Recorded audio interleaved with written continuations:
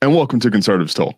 And would you believe it or not that in the Georgia 2022 midterms, we got record turnout so far? You mean even under Jim Crow 2.0?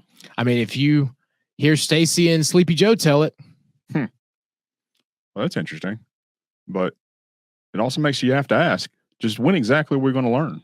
Probably around the time that we realized the real collusion was between Russia and China. That's funny. But Democrats, they just so funny. And speaking of funny, Buck tells us that there's a candidate who's just trying to get ahead of a story. This is going to be a wild one.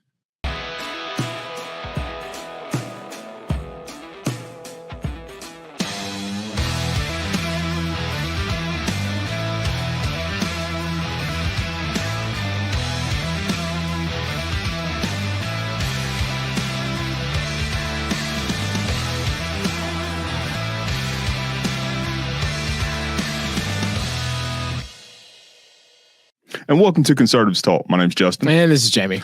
And as always, we like to remind everybody to make sure they're hitting the like button and the share button on any of the productions that we put out there on any of the social media platforms that we're on. Also, make sure that you're hitting the subscribe button. That way, you'll never miss a single episode of anything we produce, and you'll never miss a single moment of Jamie's incredibly infectious laughter. And if you're able to, make sure you're going to conservativestalk.org and hitting the sponsor tab in the upper right-hand corner or the lower right-hand corner and helping us out with what you're able to, because every little bit goes an incredibly long way in helping us to be able to continue to make these productions and get them at a much wider scale and wider reaching method. So, Jamie, would you like to give your first reminder? Yes. Don't forget to boycott hometown headlines. We're almost there. Yeah, that guy, he's just the worst. He is. Like, I don't get why Rome News Tribune even made this deal, because, I mean, whatever. We'll figure it out, though. He's like Goebbels. Yeah. Like, ugh. I mean, who writes a 2-page love letter to a candidate that lost by a massive margin in a primary? To a candidate who lost to a candidate who's losing even bigger. Yeah. Just think of that. You know what I mean? Like, I was sitting here thinking about that. I was like, wait a minute. Like, so you got like, that's like a 5th tier loser there. Yeah. So like, think about the whole thing, right? That's probably like less than 1% of the vote. Fair point. So, would you love to your favorite part? Yes. 16 days until we cancel Stacey Abrams and the rest of the Democratic ticket. There you go. There we go. You got it. There we got it. It's almost going to become a nostalgic point at this time. I'm the closer we get to it, the more I think I'm going to miss doing that little segment every time. Oh, I have an idea. Now I'm terrified. After she loses, right? Or maybe we can get like a group picture, and then we'll put like a tombstone around it, and then it would be like just a countdown to how many days it's been. No, I mean like at the end when it's over. Yeah. So what you're offering there is closure. I got you. They need closure. I've never had it in my life, so I don't know. Who needs it? It's overrated. Just keep moving. Exactly. Drink water, drive on. Laugh now, cry later. Oh man, such an emo. But we also want to say a quick thank you to our affiliates, and the first one being our national affiliate, that being Net News Network. So Net News Network is kind of a compilation of podcasts and other streamers like Jamie and myself here. They produce the content, put it out on there. It's a very unique platform. You're not going to find anything like it anywhere else. So go to netnewsnetwork.net and make sure you're checking out our productions there, as well as other producers from across the entire nation. Our next affiliate is, of course, Veterans for America First. And Veterans for America First is a grassroots political organization that is fighting tooth and nail to ensure that America remains the greatest nation on earth. And they do that through their media production arm, and that being Vet Voice. So Vet Voice is another compilation, another composite of frontline political fighters that are in the trenches fighting every single day to make sure that the socialist arm or the socialist movement that the Democrats are trying to push on us never sees the light of day in this country. So with that out of the way, Jamie, how about let's jump right into our first topic on this, and that being we have record turnout so far in early voting for the 2022 midterms. Yeah, like honestly, it's beyond impressive, especially with all the stuff that they tried to say, all the suppression, right, that they tried to say that was going to happen. Mm-hmm. We have all the lawsuits that were filed. It's literally showing that once again, the left is completely wrong when it comes to the way that we as Georgians believe and get out to vote. Mm-hmm. And it's significantly, I would say it's even more significantly disproportional to the fact of they have made the claim that that the Election Integrity Act, or SB 202, would significantly disenfranchise minority voters. But was it upwards of, I want to say it's 39% of the early turnout so far has been minority voters, and the minority population only makes up 29% of the state. Yep. So here's the big thing for me, right? Looks like everybody has an ID though. Yeah. That is something that's very funny. You know what I mean? Because think about the number of absentee ballots that were turned in. Mm-hmm. We're talking I think, what was it? 218,000 that were requested. 11,000 has already been turned in. And I mean, as of the first day of early voting. As the first day. So what my whole point of this is, we already know 11,000 people have a form of an ID. We already know that 218,000 people who have requested one knew that they had to have some form of government ID. So once again, we show that this whole, I guess you say, story that they were trying to spin about, it being suppression to have some kind of identification number, which everyone has and gets from your Georgia DMV for free, is another lie that the left is trying to tell to spin a narrative against, Republicans.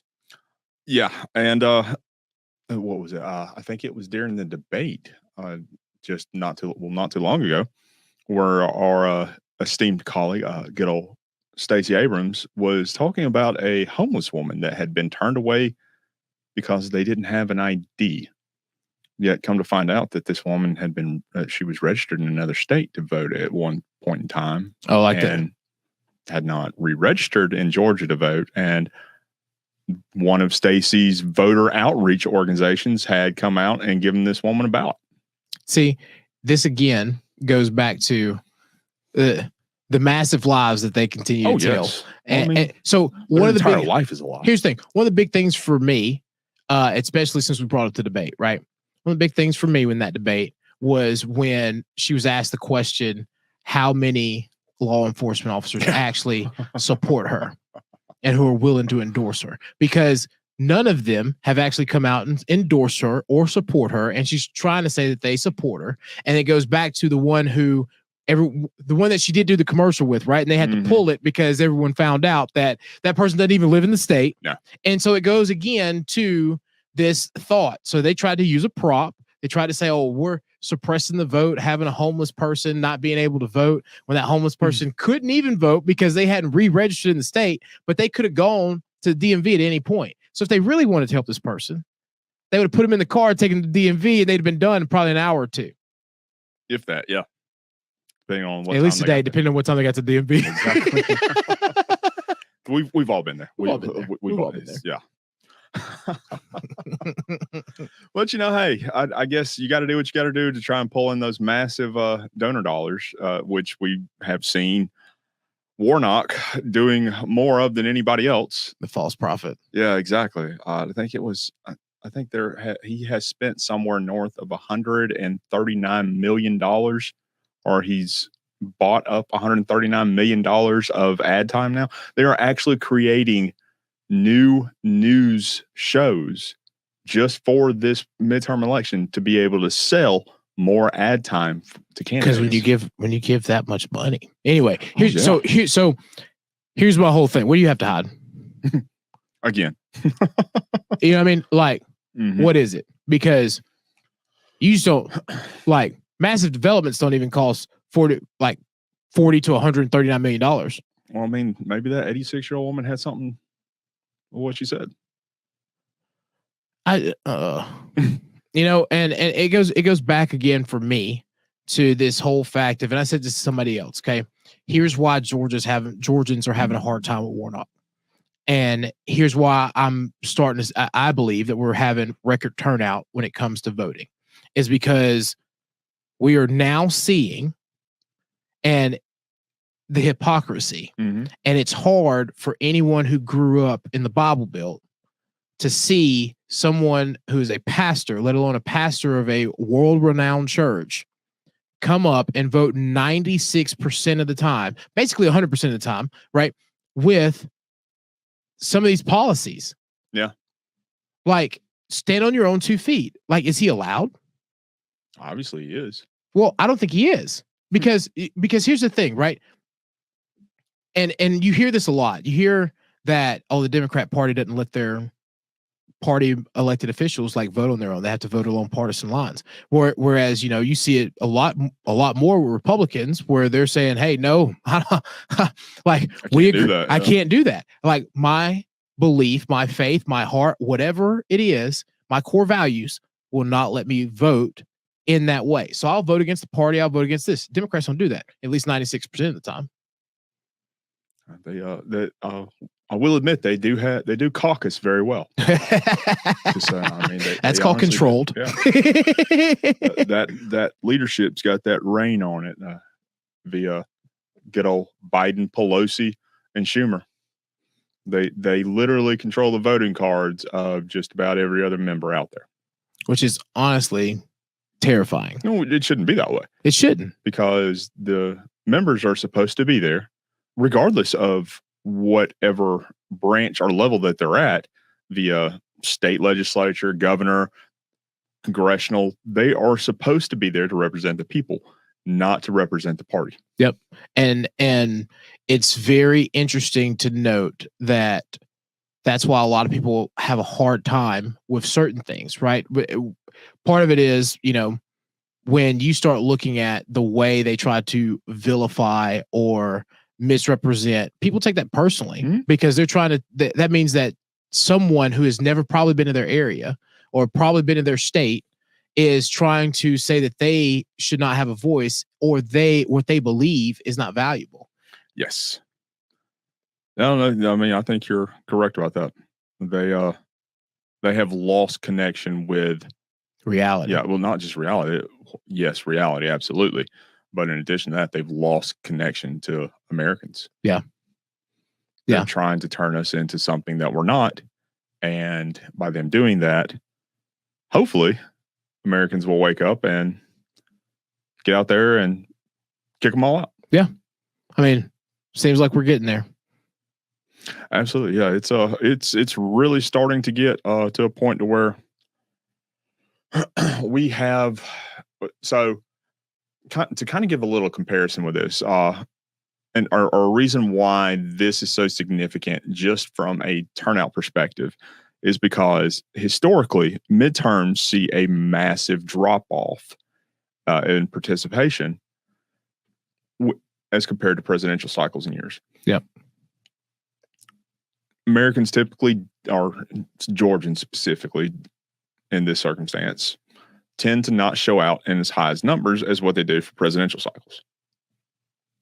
Right now, I think we are almost, well, as of the first day of early voting, we're almost 30 to 40,000 above where we were in 2020.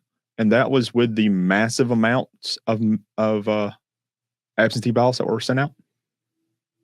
We are almost 3 times as much as where we were in 2016 for early voting turnout. And these are in-person votings. Yep. So this is really starting to show that the Democrat entire narrative last year, when SB 202 had been passed, is nothing more than a complete lie. We lost out on millions or tens of millions, or potentially 100 million of economic dollars that would have came into our state because Stacey Abrams and good old Joe Biden decided to get on camera call these voter suppression or these new election integrity laws voter suppression, Jim Crow 2.0. But yet the massive amount of turnouts that we're seeing is contrary to every bit of that. Yeah. I also think it's important that when you have a gubernatorial candidate who says that they champion minority businesses, but when they make decisions like that, those are the ones that are largely impacted. Yeah, exactly. Because when you start playing the percentage game, right?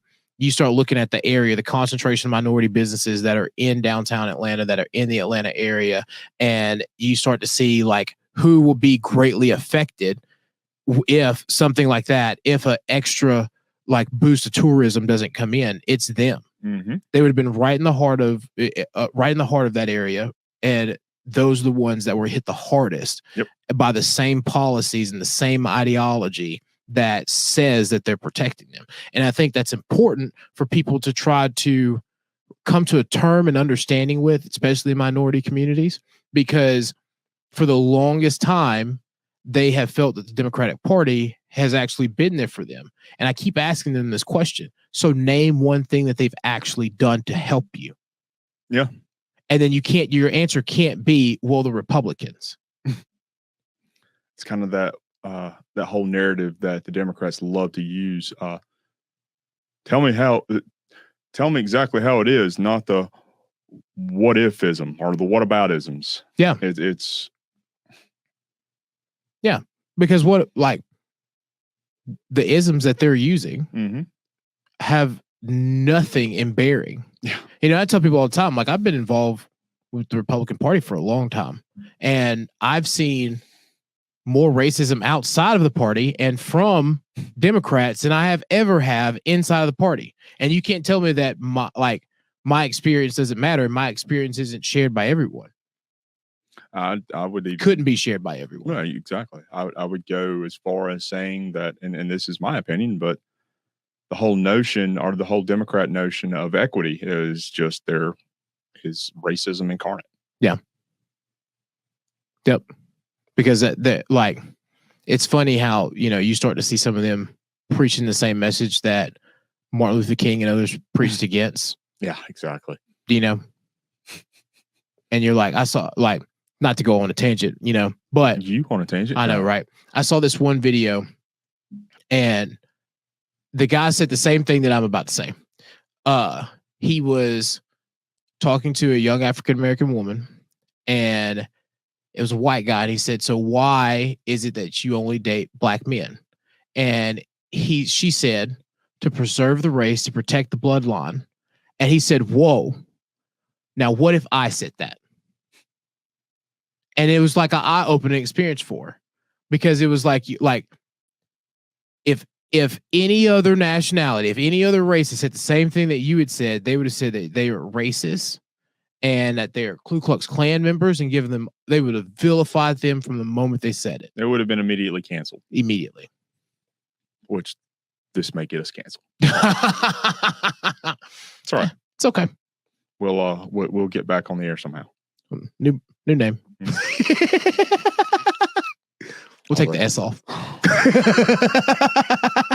Although I will say the trademark might suffer there. Yeah. That'll be all right. So as always, we like to remind our viewers to make sure they're hitting the like button as well as the share button to help us to get higher into the news feed. With every like button and with every share, we are organically able to get higher in the social media feed and to get our message out there to a lot more people. So make sure you are hitting the like and the share button. Also, make sure you're hitting the subscribe button. That way you'll never miss a single episode of anything we produce, and you'll always be able to see Jamie's lovely smile and hear that infectious laughter. And if you're able to, make sure you're going to conservativetalk.org and hitting that sponsor tab in the upper right-hand corner or the lower right-hand corner and helping us out with what you're able to, because every little bit goes an incredibly long way to helping Jamie and I to be able to extend our message and really reach people who we are not currently able to. So make sure you are helping us out with that if you are able to. So, Jamie, let's jump right into number 2 here. So exactly when are we going to learn? Oh, God, I don't know, man. So there's the saying that says, if we do not teach history, or if we forget our history, we are doomed to repeat it. Every single time. Exactly. So if you've missed this, if you haven't seen this yet, there is we'll call it a medical institution, part of Boston University, I believe is what it was. Yeah, yes. It is the viral. What I want to get this correct here. It is the National Emergency Infectious Disease Laboratory. It's part of Boston University. They actually developed and mutated a strain of COVID that they are claiming has an 80% kill rate now. So, like, I always like when I see stories like this. It'll make sense in a minute. The first thing that always pops in my mind is Jurassic Park. Okay, because it's like the whole time you watch, especially the first one, you're like, why are we doing this? That really doesn't look like the best idea in the world. It may seem good on paper. Bringing dinosaurs back would be pretty cool. Or at least in a theme park. In a theme park, in theory. Like, you know what I mean? Exactly. In theory, that'd be okay. It was an awesome idea. It's an awesome idea. But like when we start like messing with viruses and we're like, oh, this was let's just take the virus from the last pandemic and pull it out and see if we can mutate it. We'll take what they're claiming the most deadly aspect of the original strain that was released from China, from the Wuhan labs, and pair it with the most infectious variant of COVID that had been released. And we'll see what happens. As a good friend of mine says, we'll see what happens. I can just see everybody up at Boston University just throwing on a white lab coat and just walking out, and that's their mantra. We'll see what happens. I honestly don't understand. Like because here's the thing: the CDC has done this for a while, NIH has done this for a while, and well, they're not supposed to under federal law. That's not what they're supposed to do. Yeah, they're supposed to store it, right? Like, okay. I mean, they're not supposed to do this genetic manipulation of viruses at this level. Yeah. Okay. I hear you. True. I hear you. But like, you know what I mean? Like, that's like telling a scientist not to, here's where I'm really getting at. Okay. For the longest time, you hear this, you hear people talking about it. Scientists do this because they are trying to say that they're trying to find ways of curing it, and mutations go bad. The worst ones are stored in facilities like Wuhan or in Atlanta, but why? It's like Jurassic Park. Like, okay, we got the bones of a T-Rex. Like, why am I going to take that DNA strand and mess with it and create another T-Rex and maybe mix it with a liger or something? Who would do that? Why would you do that? Okay, so they actually released a statement, and I do want to read this real fast. So it says, first, this research is not gain-of-function research, meaning it did not amplify the Washington State SARS-CoV-2 virus strain or make it more dangerous. In fact, this research made the virus replicate less dangerous. Secondly, the research was reviewed and approved by the Institutional Biosafety Committee, which consists of scientists as well as local community members. The Boston Public Health Commission also approved the research. Furthermore, this research mirrors and reinforces the findings of other similar research performed by other organizations, including the FDA. Ultimately, this research will provide a public benefit by leading to better targeted therapeutic interventions to help fight future pandemics. So they claim that this is a less dangerous strain of COVID-19, but they took the original. So further on in the statement, they say that it is not as deadly as what the original COVID-19 strain is.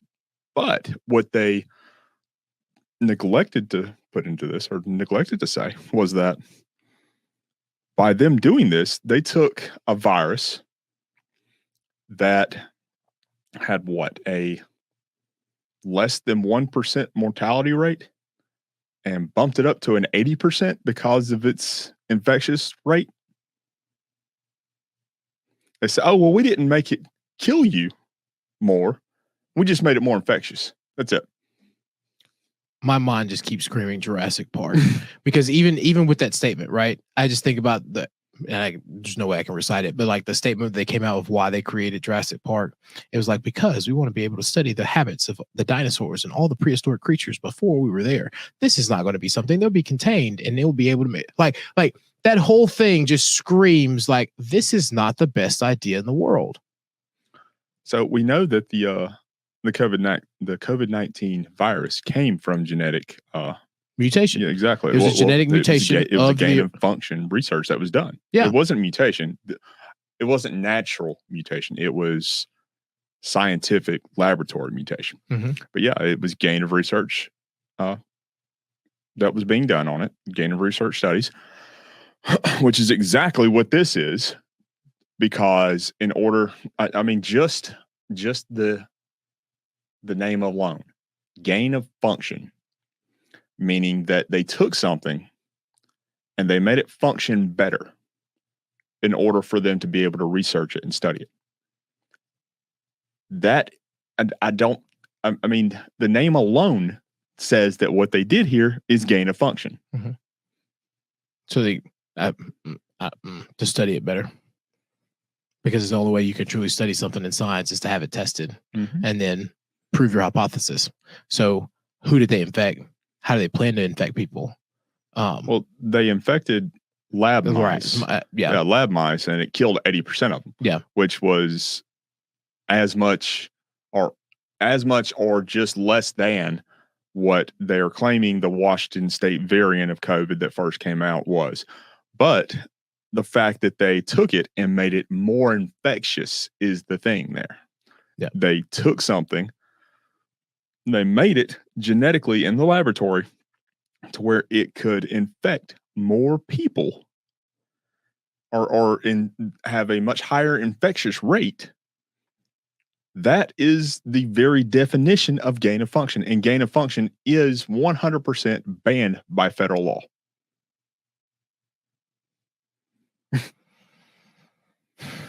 It's interesting how this happens, right? Because like then you go into the whole idea, and what people will say is this was allowed because it was inside of a laboratory, and we had inside people of a that university. came up. Yeah, well, then and we had people, both scientists and community members, that approved it. Well, because usually here's the thing, right? Mm-hmm. Generally, gain of function is banned outside of for-profit laboratories. Because gain of function is banned altogether. Well, what I hear you. But where they're going to say the exemption is probably going to be in is the fact that, you're inside of a university where you study. It's no different than like you're looked weird at if you dissect a pig at your house, but you can dissect pigs at school. You know what I'm saying? It's the same energy. So what you're saying is that if we set up the laboratory here in this recording studio and we manipulated COVID-19 to where it had an 80% mortality rate, we're probably going to prison. Amongst our test subjects, and made it more infectious than what we had beforehand. We're like you said, we're likely going to prison for that. We're probably going to prison for and that. labeled terrorist. Yep. But I mean, if we did it in a school, it's just college. I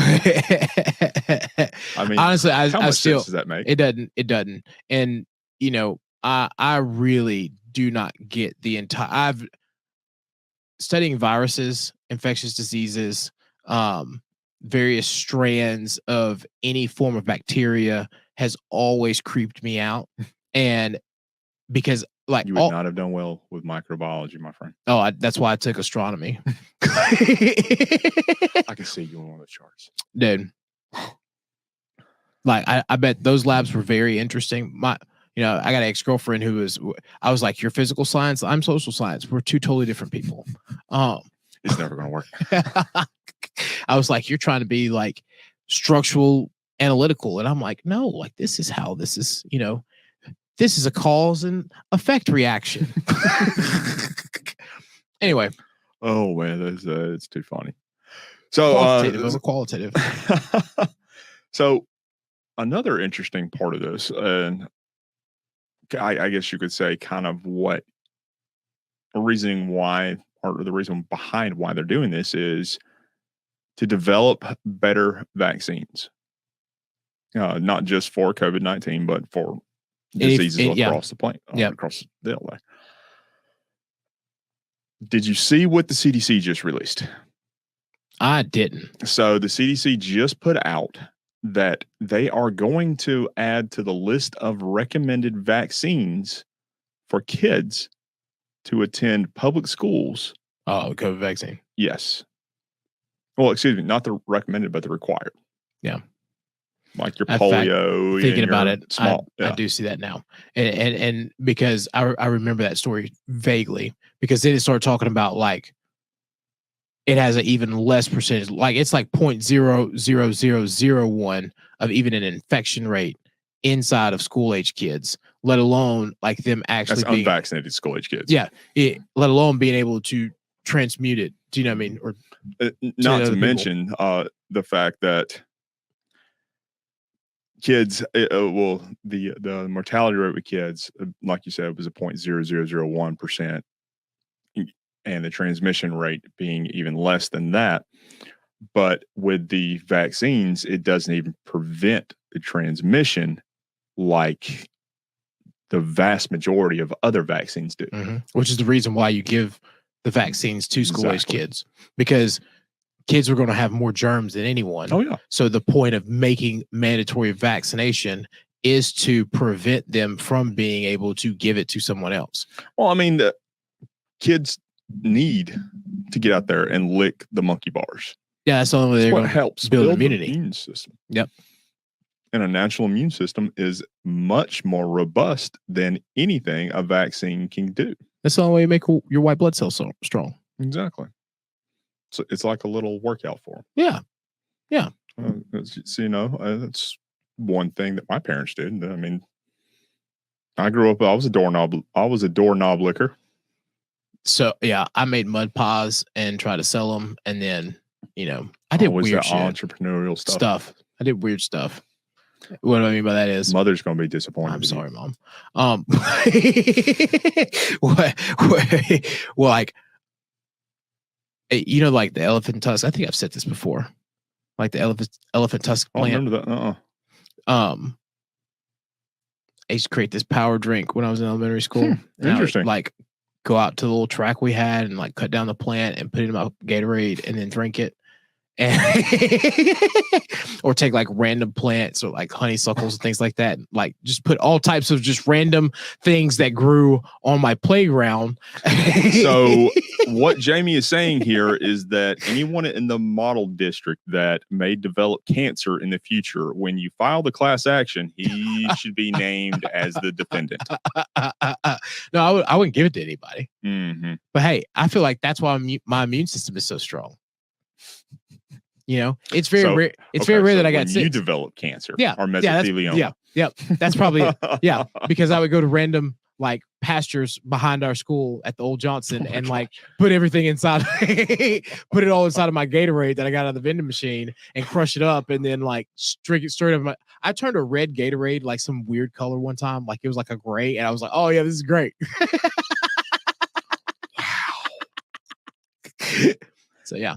So that's what's wrong with me. If Floyd County PD, do not go raid Jeremy's house. He is not mixing chemicals and drinking them. No, just herbs. Herbs.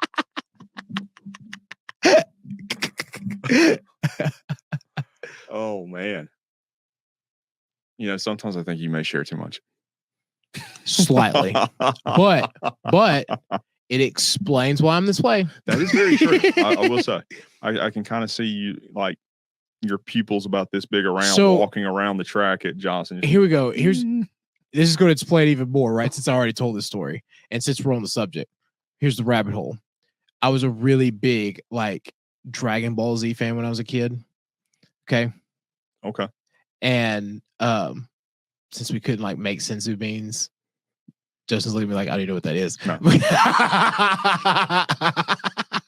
Anyway, we were like, us guys would like divide up the little groups and we're like, this is our fighting team. And so then we would, I'm like, oh, I'm gonna make this drink. This is my power energy boost. And then we go out there and do our little like play karate moves. Hey man, I've been an emo nerd my whole life. You're right. This does explain a lot. Been an emo nerd my whole life, little redneck emo nerd. Little black redneck emo nerd. You said it, not me. So when the censors come back and check that one, he said it. But I mean, like, that's the thing though. So that's why I guess like deep down, a part of me understands why like this may seem like a okay, cool idea if you're a college kid who still wants to like experiment with different things and like viruses and bacteria is your thing. I was about to say it's called marijuana. But look, hey, not COVID-19 or COVID-21 at this point in time. But see, because of things like that in my elementary school days, I now understand why I do not like things like that and why I think that it's wrong that we take a virus of that nature and decide that, hey, let's just put it in a lab with a bunch of college kids who already touch too many things anyway and share too much anyway, have them manipulate it. So if this strain leaks out, I wonder who's going to vouch for that one. Maybe that's our next conspiracy corner. Yeah. Buck, what do you think? Buck, start looking into that. Is it going to be Fauci or who's going to stand up and take the plate? Well, Fauci just claimed credit for it. So we do like to remind our listeners to make sure they're hitting the like button and the share button on any of the content that they see on any of the production or any of the platforms that we put our productions out on. Also, make sure you're hitting the subscribe button. That way you'll never miss a single episode and you'll always be able to see Jamie's smiling face and his infectious laughter. And if you're able to, please go to our website at conservativestalk.org and hit the sponsor tab in the upper right-hand corner or the lower right-hand corner and helping us out with what you're able to, because it is because of our sponsors that we are able to continue to make these productions and continue to spread Jamie's and I's message so we can eventually one day take over the world. So with that in mind, that takes us to our next little section. So here's the big one. I want to play a video real fast and listen to what this guy is saying, because they're actually doing this. So let's see this real fast.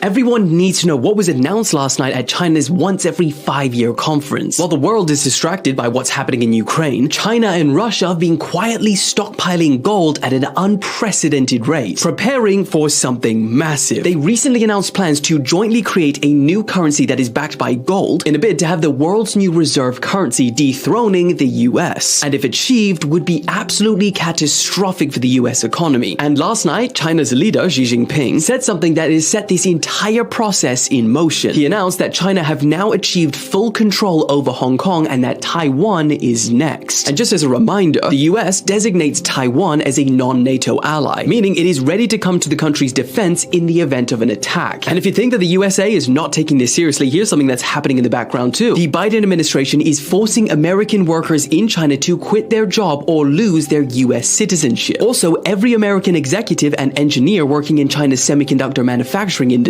resigned yesterday, reducing China's chip manufacturing to zero overnight. Remember, semiconductors are essential for things like cars, phones, computing, healthcare, military systems, clean energy, and countless other operations. But let's say that China wanted to immediately restore their chip manufacturing dominance again. Guess which island produces the world's majority of semiconductors? The ball is now in China's court and the world will be nervously watching to see what happens next. Of course, I'll keep you guys updated.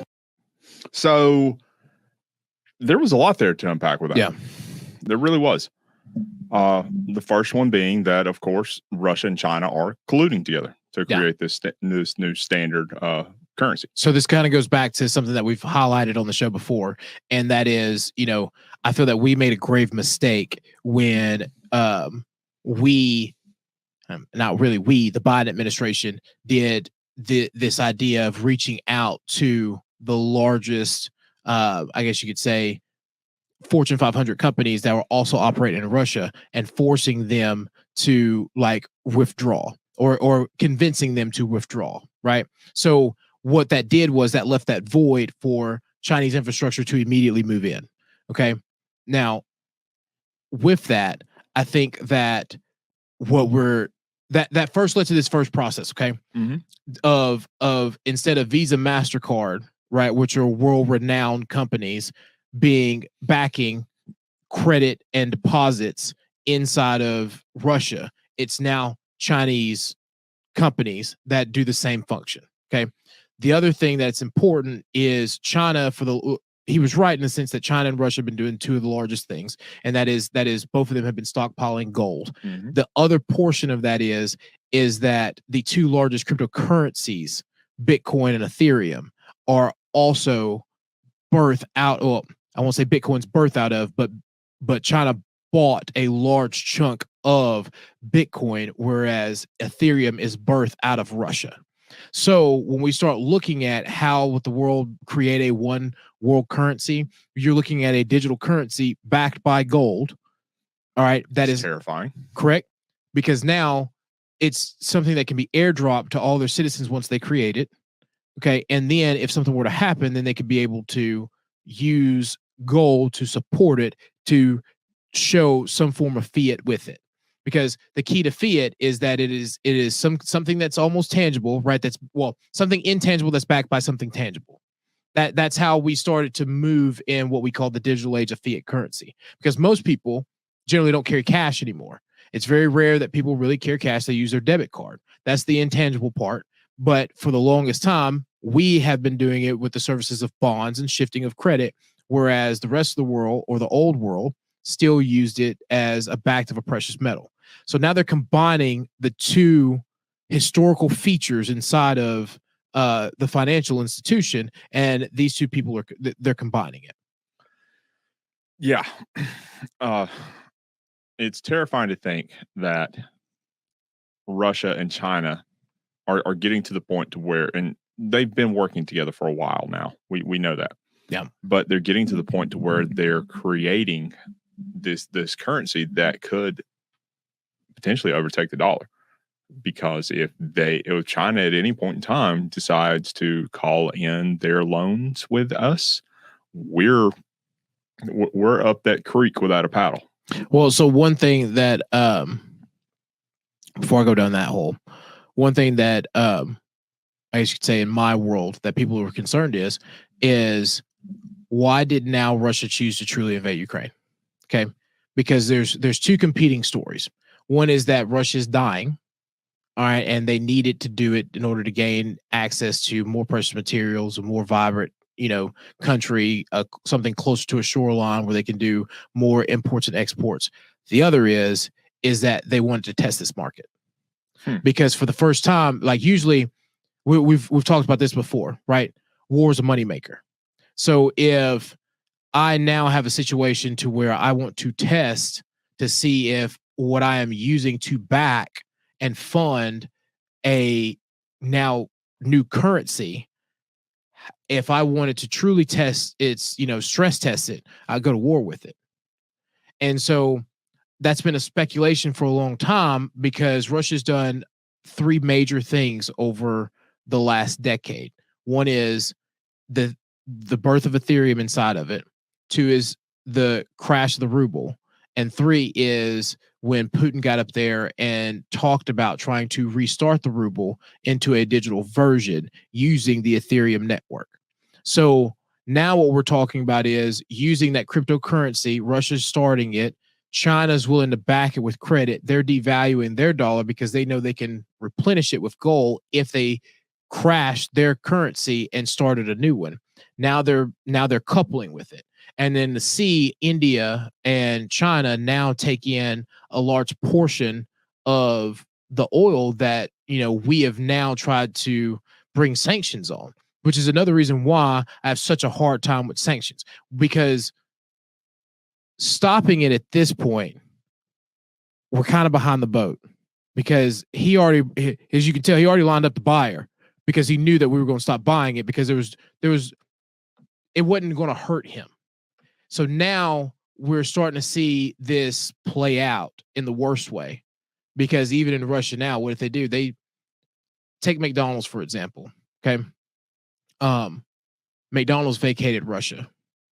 So a billionaire who was already in Russia sold the real estate on an auction market. Billionaire bought all the McDonald's, changed the name, kept the same emblem, and then still says the same menu, but just calls it a little bit different. So all the extra supply that was there. So people are still getting McDonald's. Mm-hmm.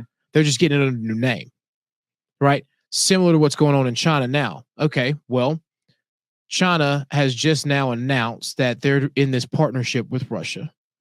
We, thinking it's a threat, tell everyone to quit their job and get back to America or forfeit your citizenship.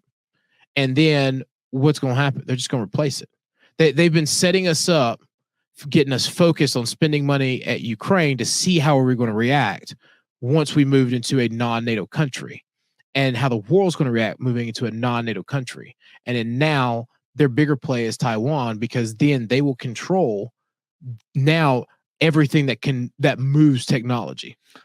And speaking about, well, talking about moving, and really involving what you were talking about with the fact that they knew that we were going to put these sanctions on the oil and everything, and they're waiting to see how we're going to react. And us coming in and selling off our surplus of what we have is really telling and giving them a big hint and an idea of saying that, hey, they're more or less depleting their stocks of what they have. So soon they're not going to have the resources there to be able to move or to have these to have this ability.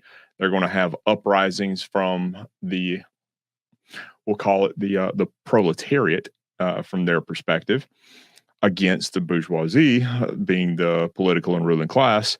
And they're going to come up and they're going to come in with an ideology quite a little bit along what they have there. So it is compounded even more with this. That comes with the fact that Biden just made this announcement as well. Today, I'm announcing 3 critical steps that my administration will take to reduce gas prices at the pump. First, the Department of Energy will release another 15 million barrels from the Strategic Petroleum Reserve, extending our previously announced release through the month of December. Independent analysts have confirmed that drawdowns from the reserve so far have played a big role in bringing down oil prices, bringing them down. So we're going to continue to responsibly use that national asset. Right now, the Strategic Petroleum Reserve is more than half full, with about 400 million barrels of oil. That's more than enough for any emergency drawdown. With my announcement today, we're going to continue to stabilize markets and decrease the prices at a time when the actions of other countries have caused such volatility. And I've told my team behind me here to be prepared to look for further releases in the months ahead if needed. We're calling it a ready and release plan. This allows us to move quickly to prevent oil price spikes and respond to international events. Secondly, we need to responsibly increase American oil production without delaying or deferring our transition to clean energy. Let's debunk some myths here. My administration has not stopped or slowed U.S. oil production. Quite the opposite. We're producing 12 million barrels of oil per day. And by the end of this year, we will be producing 1 million barrels a day, more than the day in which I took office. In fact, we're on track for record oil production in 2023. And today, the United States is the largest producer of oil and petroleum products in the world. We export more than we import. And I've still heard from oil companies that they're worried that investing in additional oil production today will in case demand goes down in the future, and they're not going to be able to sell their oil products at a competitive price later. Well, we have a solution for that. Today, I'm announcing a plan to refill the Strategic Petroleum Oil Reserve in the years ahead at a profit for taxpayers. The United States government is going to purchase oil to refill the Strategic Petroleum Reserve when prices fall to $70 a barrel. That means oil companies can invest to ramp up production now with confidence they'll be able to sell their oil to us at that price in the future, $70. Refining and refilling the reserve at $70 a barrel is a good price for companies, and it's a good price for the taxpayers, and it's critical to our national security. So there's even more to unpack in that little segment that he just did there. First of it being the fact that he was talking about how they are, or at least the biggest one that pops up in my mind, is that the United States is now going to be purchasing oil from these refineries to refill the strategic oil reserves that he has been depleting, and by selling off our oil to not only some of these refiners, but also to our competitors, China. I'm sure some of that's made its way to Russia and things on that nature. But he said that they're going to be purchasing it at $70 a barrel. The oil that he is depleting right now was purchased at almost next to $1, more or less, during 2020. So not only we're losing hundreds of billions of dollars there because he is doing this at a time when it's beneficial to him. And we've got another clip with that really plays into that as well. And you'll be able to hear what our commander-in-chief says when asked a specific question. Totally within our capacity. Gas prices are coming down. We're going to do everything we can to make sure they continue to come down and companies act responsibly so it's reflected at the pump. Thank you all, and may God bless you, and may God protect our troops. Thank you. Appreciate it. Mr. President, what is your response? I don't hear. Can you speak louder? What is your response to Republicans who say you are only doing this SPR release to help Democrats in the midterms? Where have they been the last 4 months? That's my response. Is it politically motivated, sir? No, it's not. 3 weeks before the midterms. Look, it makes sense. I've been doing this for how long now? It's not politically motivated at all. It's motivated to make sure that I continue to push on what I've been pushing on.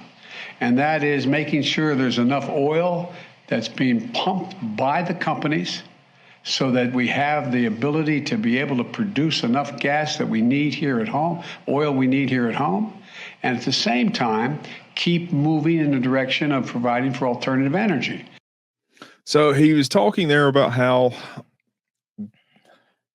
I guess in both of those clips there, about how we are, or how his administration has maintained the United States as the world leading producer of energy by non-renewable resources. How is that doesn't even make sense. They have literally closed massive pipelines in getting us this oil. They have rejected drilling sites across the country. They have shut down and shuttered just about every drilling project that would even go out there in order to gain this. I don't see how he's able to make these statements. And I know Democrats are not above lying about any of this stuff, but so one of the things is that they have, all 9,000 permits that are not being used on federal land for drilling sites. Well, these oil companies, why would they drill there when they know for a fact that this administration is trying to phase them out? Why would they invest that in? Why would they take that investment risk in order to do that? I'm conflicted here. Here's why. Here's the major point. Major point is this is a strategy you put together when you're not paying attention to your blind side. And what I mean by that is we're depleting our reserves, okay? and we were selling off our reserves. He's right in the fact that we export more than we import. Yeah, it's because we're selling off our reserves. Well, not that we're producing it. Well, for the longest time, we have been exporting more than we import when it comes to oil. Okay. But the blind side is that we're not this is something that you put together when you do a status quo plan, when you think that everything's still going to kind of be the same. Okay. You're not expecting other alliances or real contingencies to happen. Those 9,000 permits that aren't being used on federal land is what should have been done first. And here's what I mean by that. He should have gone into an aggressive point of saying, not let's abandon clean energy at the moment or our pursuit of cleaner energy, but we need to move our reserves to 100%, even if we draw down 50%, which pretty much does double our production levels. So one of the things he said in the clips was that our strategic petroleum reserves are now just at a little bit above the halfway mark of where of its capability. Yeah. Yet under the previous administration, they were overflowing in that capability. Yeah. So what I'm getting to, or the point that I'm trying to make with this is that the fact that we are depleting all of this, and he says that we still have enough for an emergency drawdown. Well, okay, so what happens when an actual emergency happens and we're not able to do any of these imports at all, or we're not able, or say one of these major producers is attacked or it's shut down somehow or another. Yeah. And then that oil that we have in this reserve must then be used to where commerce can still flow. Our economy won't just tank in a single day. So why his statements are so confusing, to be honest with you, just going against just common sense. Yeah. And that's what I mean by they picked the wrong strategy, right? Because if I was president, right, then the first thing I would have done would have been open those other pipelines up and gone back up to 100%. Oh, yeah. I think I would still currently be okay with where we are at 50%. But my big worry always is what happens when Russia and China get together, collude with OPEC, and then we get sanctioned. China is a member of? Then we get sanctioned. Excuse me, not China, but Russia is a member of, right? And one of our largest buyers is China when it comes to oil. So what happens when they sanction us and they stop buying our exports? And just go into Venezuela and taking it from there. Yep. Because then at that moment, once we can't export oil, right, then if we're only looking at keeping our reserves at 50% and not trying to max them out again, like for me going forward, not knowing what the eastern part of the world is going to do, the best thing for us to do is to try to get into the 120% range inside of our reserves, right?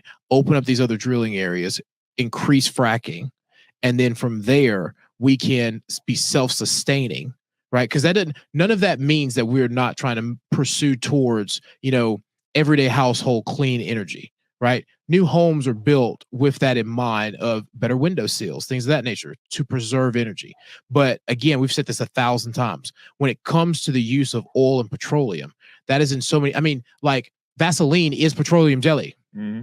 Well, you know what I'm saying? Not like, just that, but these clean energy things are not to the level of technological advancement to where it would support or sustain what or what you're talking about. So, and I'm not saying that you're wrong by any means on that. I'm just saying that we have not developed the technology for these to the point to where we would be able to use them in this scenario and in this situation. Mm-hmm. So, because the cost is too high, they're still new. Not just that, it just doesn't even produce as much. Well, and here's the other thing too. Okay, the other thing, and I think it's key, is they keep talking about clean energy, mm-hmm. right? But the reality is even clean energy cannot move without petroleum. Okay. So having alternative energy, I think that's the more correct phrase of what we're actually wanting. Okay. Global warming, climate change. Well, look, I'm just saying that there are elements to it that are viable. Okay. And like here's once the technology's there, absolutely. And that's what I mean. Like, you continue to progress the technology, right? But let the markets do it though, and not let markets be damaged by it, because you can try to move into something so quick to prove a point or try to say something that you damage the future infrastructure. And I think that's where I think a lot of people are having a problem with, is the fact of they're trying to drive this home so quickly. But the reality is the market's not there for it yet, because we have not seen how it's viable. Well, they have to hurry up. Didn't you hear AOC? The world's going to end in 12 years. Yeah, okay. We don't. Yeah, you're right. Sure. Like, you know, and that's the thing. Like when people who kind of study this a little bit in depth, when it comes to, you know, how petroleum is actually like used in everything, we're not going to die in 12 years. Al Gore said that 20 years ago. You know, he said it was a lot longer than 20 years ago. You know, like 22 years ago. It was like 30. Well, 20. Yeah, I guess 22. Well, so the movie was produced before 22 or before year 2000. Yeah, because I remember watching it in my science class in middle school before the year 2000. So I would say it's probably 95, 96, maybe. Yeah, and but it doesn't matter. No. But what I mean, that's a valid point. Anyway. That's a valid point, right? Because Democrat conspiracy theory, right? Because I always say that, like, they're so worried about the world ending. Okay, but the world will forever be changing. It's been around for billions of years. We don't know when it's going to end. Like, let it go. You know what I'm saying? We can only deal with the resources that we have now, and that the way we continue to progress in technology, like, we look at different things. But here, I feel like this is another key point. Okay, the hydrogen and oxygen that makes water. All right, at one point we thought could only be produced here, and it was finite as well. All right, but there are even claims now that every element, including water, at some point was in an asteroid and it got here. That these were the compound of hydrogen and oxygen came to Earth, and then when it melted, came into our atmosphere, then came back down. We just had the atmosphere to maintain it and hold it instead of it immediately evaporating back into space. Now, what I say all that to say this, I'm not talking about petroleum being there, but what I'm talking about is, as we progress and understand where we are as in our solar system, as our technology advances, we're going to be able to more understand and advance in those ways. But if we continue to try to force it and break the market before the market stabilizes and is created, it's going to be dust. And that's not the world ending. That's just us being dumb humans. Well, I get that. That's understandable. I just don't like his plan. I really don't. I think it's a coward plan. I'm just gonna say it. Oh no, I mean, there's no doubt about it. It's a terrible plan, both facially and long term. Yeah, because that's something that's a plan that you do it that way versus the opposite, when you're thinking about like what other people are going to think about you, especially going into midterms, going backwards. Like, and that's the other thing too, right? We've seen this time and time again from this administration, to where they will be like, well, okay, well, deep down, they think it's a good idea what Republicans have been doing. And they've gone this long until it's time to vote Democrats back in the office. And then they're like, oh, well, it was already a good idea. Go ahead. We'll let you build a wall in this section. We'll let you do this in this section. We'll let you, you know what I mean? Do remain in Mexico with this immigrant. Yeah. You remain in Mexico with Venezuelans. We'll let you, produce more oil so long as we're buying it. Mm-hmm. Versus, hey, we'll subsidize that for you because we want you to increase production. We don't have to buy it. We don't have to put that burden on the taxpayer. But what if we say you get some kind of incentive if you go on Federal Reserve federal land and, drill here? We'll drop your permit cost. We'll do, we'll reform how we do this. Those are more viable options that increase the thought of going into investment, mm-hmm. versus just saying, well, we'll purchase it for you. That's big government. Yeah, well, especially so they're trying to say with this, or one of the narratives that they're putting out there is that all of these oil refineries and these oil companies, they have the oil, they're producing it, or they're refining it, and they're producing the gasoline and the diesel and everything else, but yet they're selling it out to these organizations at a much higher profit or a much higher rate to increase their profits, but they're neglecting to talk about the fact that one of the things in regard to this 9,000 unused permits there is that the overwhelming majority of those permits are all tied up in litigation right now from these Democrat-funded organizations coming in and filing lawsuits against them being able to do this. Mm-hmm. So we don't have that ability to access those 9,000 permits, or even let alone know that there is even any oil there in those 9,000 permits that have been applied or been approved for. Yeah, because they still have to go through the process of refining it and everything else. Like they're getting tied up and they're having to pay extraordinary amounts of litigation costs now. So yeah, it's a for-profit company. They're having to raise the prices with some of this stuff. Well, not only that, like when you look at the crude oil market, right? When we first reduced the ability for the Keystone Pipeline, we first reduced fracking when the administration came in, when we saw these lawsuits first come out, the price jumped significantly. And then that's when OPEC first started lacking production, and Russia especially. Okay. They were doing that for a reason, right? Here goes to another point when we start talking about the Russia-China relation and then testing and moving to Ukraine. There was one moment to where you could see the orchestration of this. And what happened was this: Russia being an 11% producer of crude oil, okay, they waited until crude got to $100 a barrel, because what Joe's talking about now is the market got so saturated at one point it was down to $50-$40 a barrel, okay, which is unheard of in our era, right?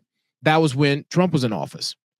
Then what we started to see the price jump back up to where it was around 70, then it got to 80, 90, people start paying attention. Why is the price going so high? You start looking at how the less production that was being pulled out by OPEC. They cut it by another 2 million barrels a day. Okay. The day that it hit $100 a barrel, Russia closed all of its financial markets, and then they invaded Ukraine. And then they laxed production again, and the price jumped as high as 110, 115. Okay. Then when everybody put the sanctions in place, it got to 120. The moment that India and China made their deal to buy all the oil at a higher rate and cut production with everybody else, the price dropped because then OPEC flooded the market again. There's the collusion, because the moment the price dropped again, that's why he's like, oh yeah, we'll do it at $70 a barrel now because the price dropped. So what happens now when they're like, okay, the U.S. still wants to go to clean energy. They're not willing to take the step that's necessary to really flood us out of the market. So when he goes to 70, we'll jump it to 80. We'll slow again. We'll go to 90, to where the investment that they're going to make inside of the United States isn't going to be worth it. Yeah, I mean, it makes sense. Absolutely. So we always like to remind our listeners to make sure they're hitting the like button and the share button on any of the content that we produce and put out on any of the platforms. Also make sure you're hitting the share button. That way you'll never miss a single episode of anything that we have going.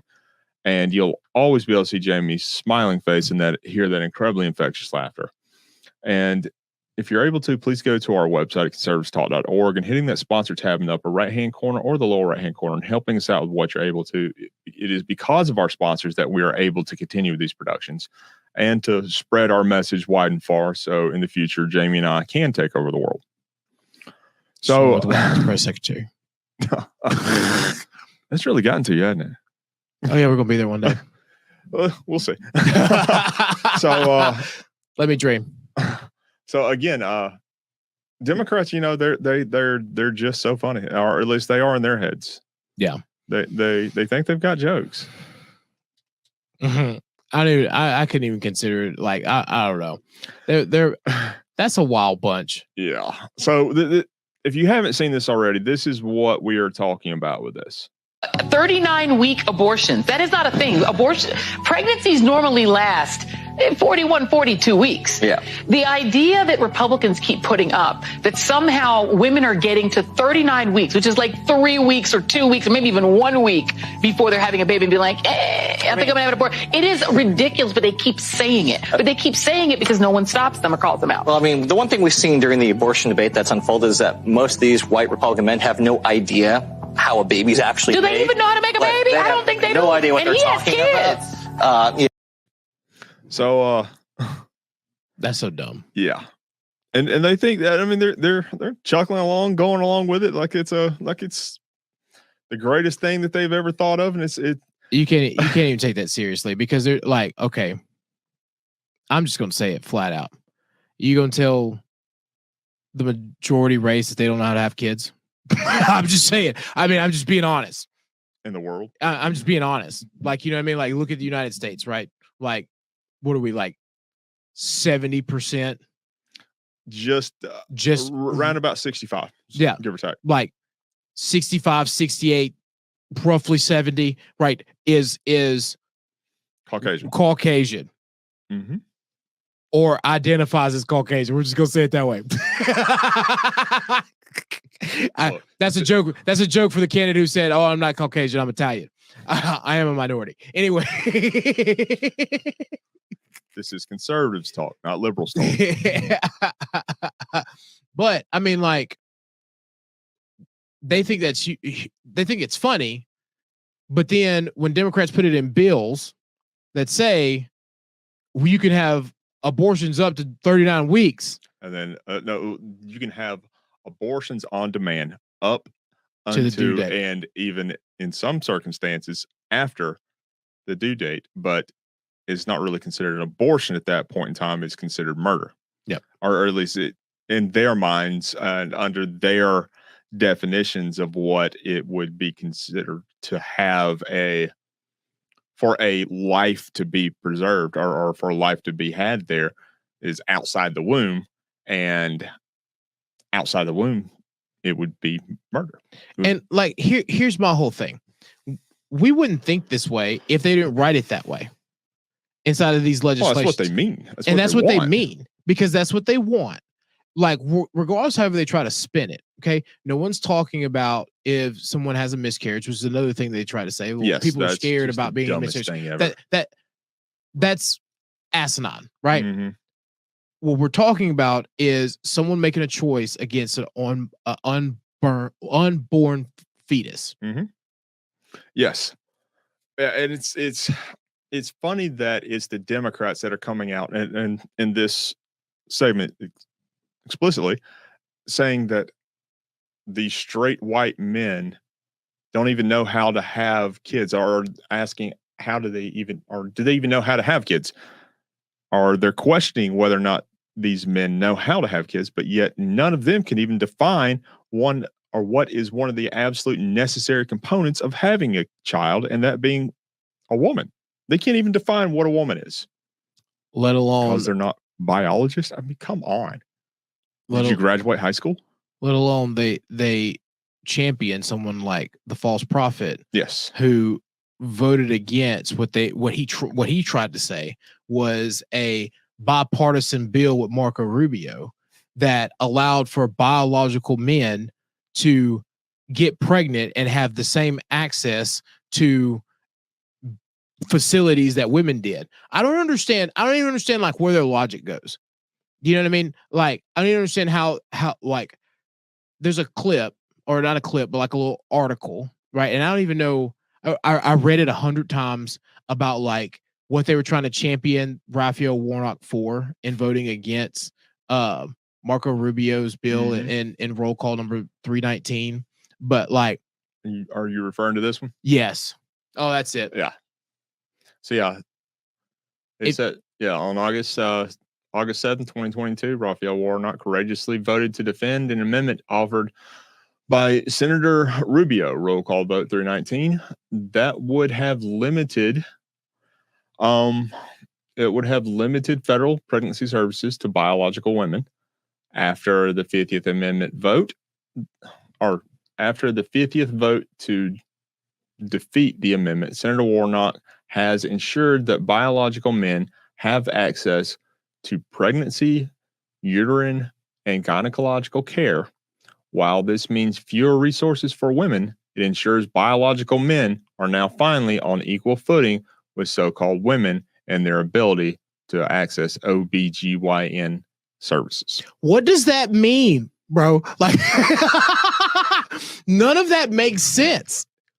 So they are championing the fact that Marco Rubio tried to put an amendment into a bill that would have allowed for more services to women who are getting pregnant. But by defeating that amendment, they now give more services to biological men to access a OBGYN. Well, they have tampon machines in men's bathrooms now. I don't understand.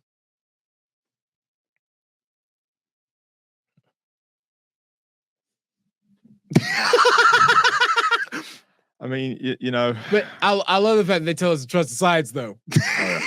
Well, we have this aspect to it as well. I mean, you know, granted, this is from the Babylon Bee, but as we've noticed before in our shows, Americans are running out of conspiracy theories because they're all coming true. Yeah. And that was a headline from the Babylon Bee as well. And we see this one here. Interesting drag queen story hours wanes after they're renamed more accurate. Men wearing lingerie wanting to spend time with your children. So think about this. Your local library is having a drag queen story time. But it's not advertised as drag queen story time. It's advertised as men wearing lingerie wanting to spend time with your children and read them stories. Because they take the costume aspect out of it. It's no longer pretend. You're looking at the reality of it.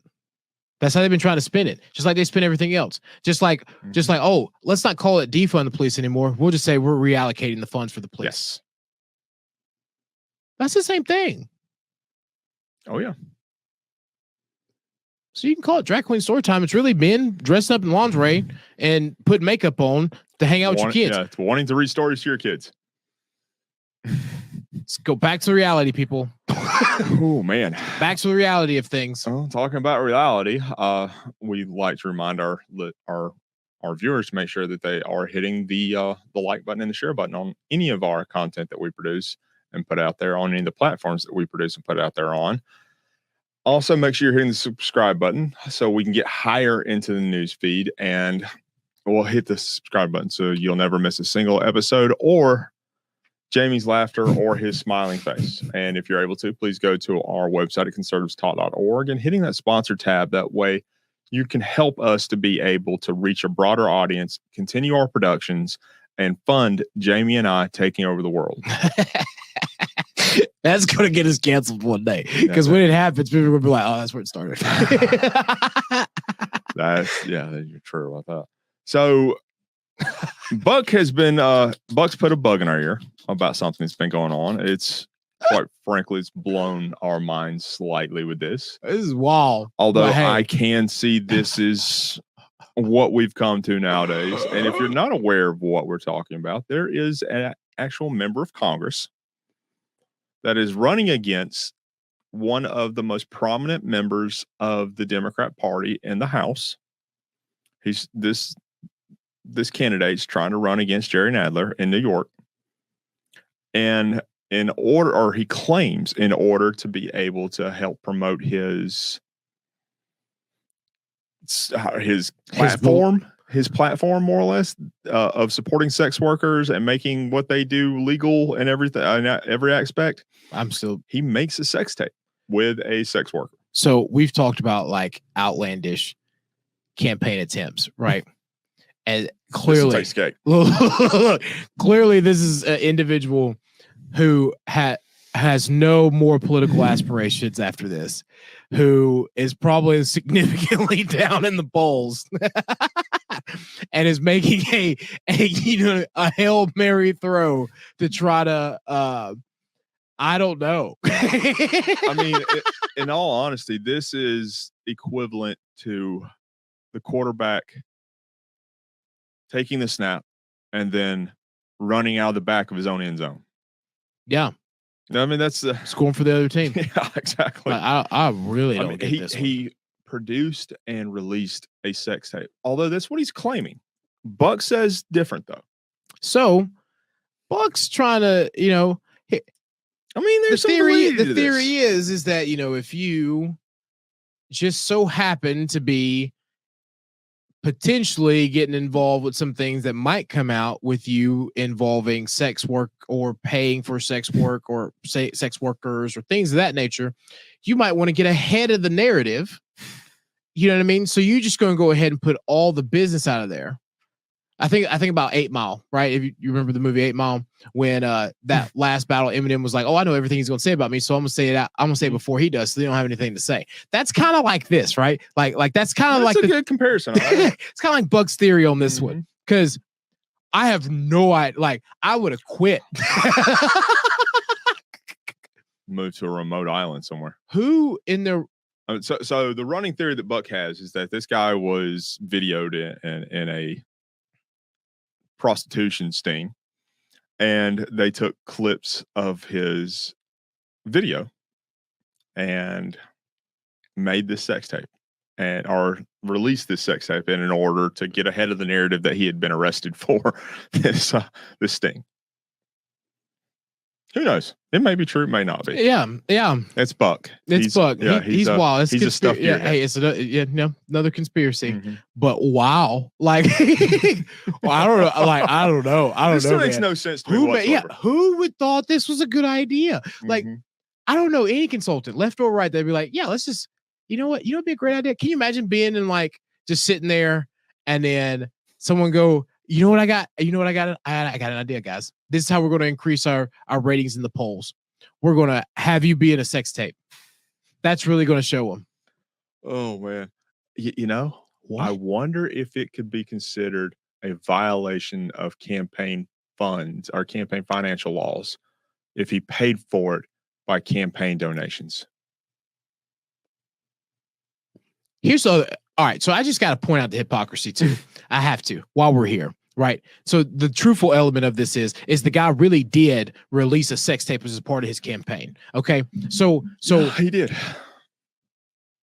President Trump got publicly vilified for something that he did long before he wanted to run for office. Well, that they claim he did. That he claimed they did. Claiming he did. Right. Because that's the story. That's the story that everybody knows, that he did XYZ. Even Stormy Daniels is on a what is it? Have you seen that new show that's supposed to come out?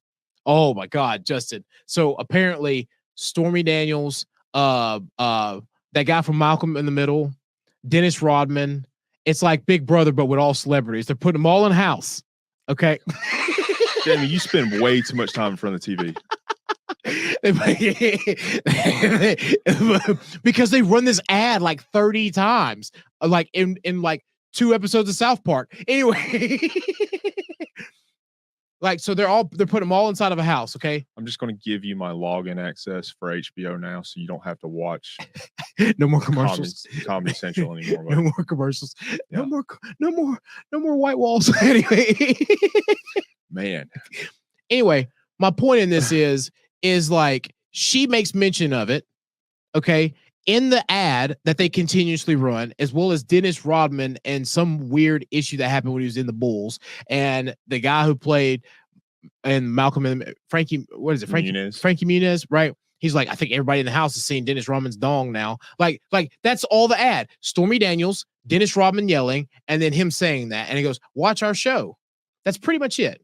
Okay, so I say all that to say they vilified Trump to where she's making money off of it now, but yet they're okay with this.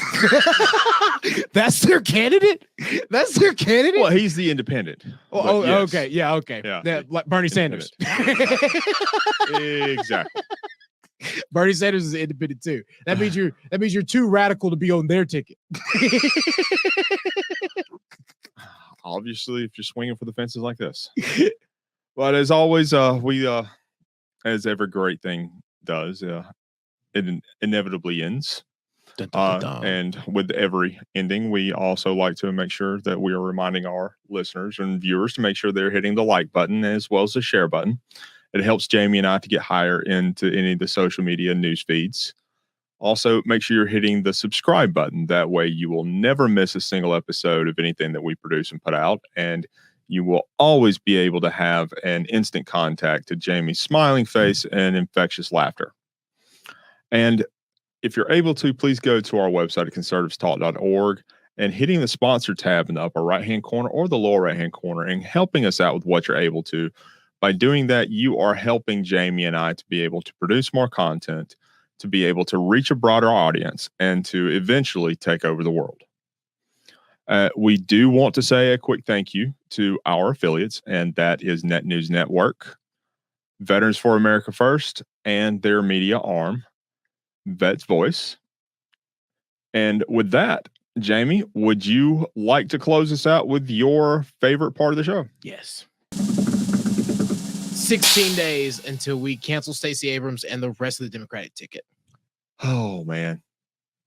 I like that tombstone idea. We're going to. We will. And we'll make it a reoccurring thing where it does like a little countdown for every day that it's been since they've been canceled and laid to pasture with their political We should careers. play that song, Since You've Been Gone, in the background. And have like dollar bills shooting out of cannons and Yeah. stuff. Since you've been gone. We'll have to talk to somebody about the rights to that though, but we'll see. Yeah, we'll figure that out. But as always, we want to thank you for continuing to watch and listen, and we will be seeing. I do have a final thought. I gotta get this out real quick. Oh man, here it is. I know it's awful. Stop playing with viruses and bacteria like this is Jurassic Park. You're going to create zombies or something even worse. This is the worst thing that we can ever do. Like, stop it. You just blew my mind. I mean, what if what they're doing causes a zombie apocalypse? Exactly. Whoa. Mess around with a lab with COVID-19. They're like, oh, it's 80% more infectious rate. It's okay. Yet they come back to life and eat brains. Oh my God. Wow. Every movie ever That's made. how it all starts. Exactly. Some college kid in a lab messing up. Okay. We got to go. I got to stop piling. All right. This is Conservative Talk, and we'll see